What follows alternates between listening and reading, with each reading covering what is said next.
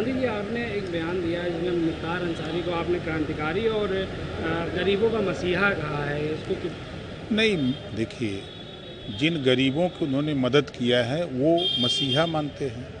जिन गरीबों की उन्होंने मदद किया था वो उनको मसीहा मानते हैं। ये बात मैंने कही। तो आपने क्रांतिकारी भी कहा था क्या?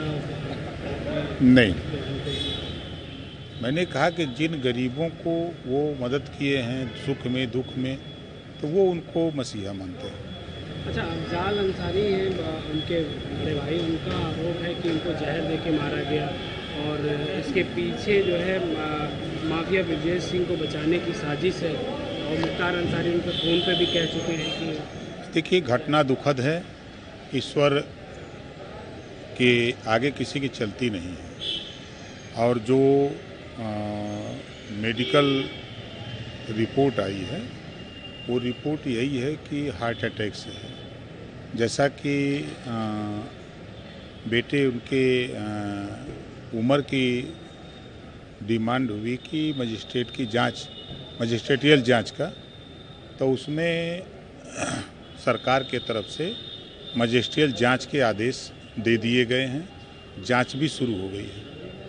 अच्छा, मुख्तार अंसारी के बड़े भाई अफजाल अंसारी का कहना है कि प्रधानमंत्री इस बार जो है 400 सीट पार नहीं हो पाएंगे, इसको किस तरह से देखते हैं? सरकार को लेकर उन्होंने तंज कसा है। देखिए, अब वो पॉलिटिकल मामला है और एक लक्ष्य लेकर के हम लोगों ने पूरे देश में आंदोलन शुरू किया है और 4 जून 400 पार रिजल्ट आएगा। किया गया है 5 ये तो बहुत पहले ऐलान हो चुका था, तो उसकी प्रक्रिया पूरी हो रही है।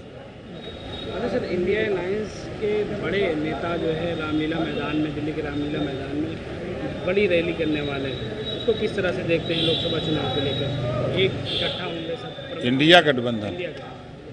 देखिए, जनता को ठगने वाले लोग, जनता को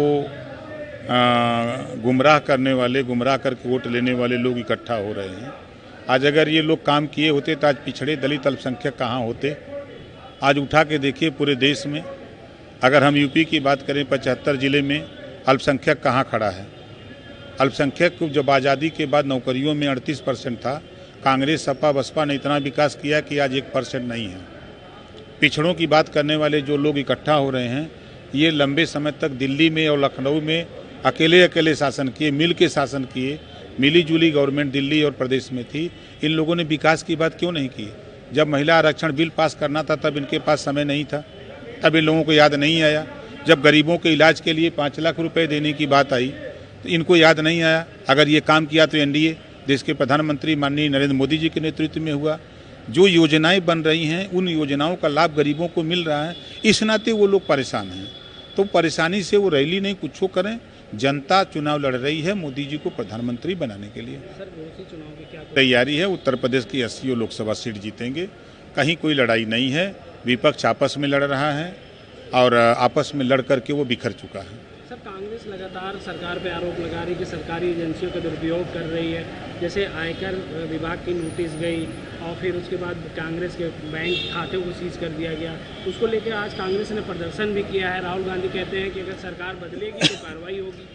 देखिए, जब कांग्रेस की सरकार थी तो ईडी और सीबीआई काम नहीं करने देती थी, स्वतंत्र एजेंसी थी। आज काम कर रही है। कांग्रेस के नेता झारखंड में पकड़े जाते हैं, छोटी मशीन नोट गिनने वाली जाती है, गर्म हो जाती है, बंद हो जाती है, फिर बड़ी मशीन जाती है तब भी बंद हो जाती है। 350 करोड़ रुपया बरामद हुआ, उस पर बयान देंगे ये कहाँ से बरामद हुआ? तो जो एजेंसियां वो अपना काम कर रही हैं।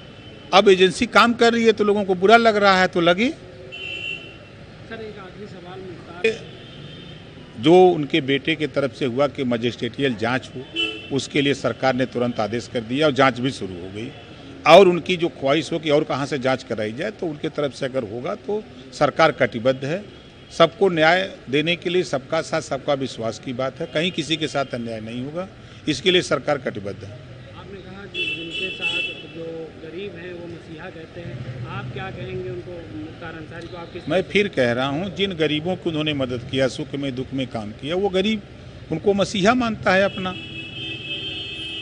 आपने बहुत पहले उनको क्रांति क्रांतिकारी कहा था, आप अपने देखिए बयान में- जन मैं उनके साथ था। मैं देखिए कौमी एकता दल जब उनका था तो हम लोग मिल कर के चुनाव लड़े थे।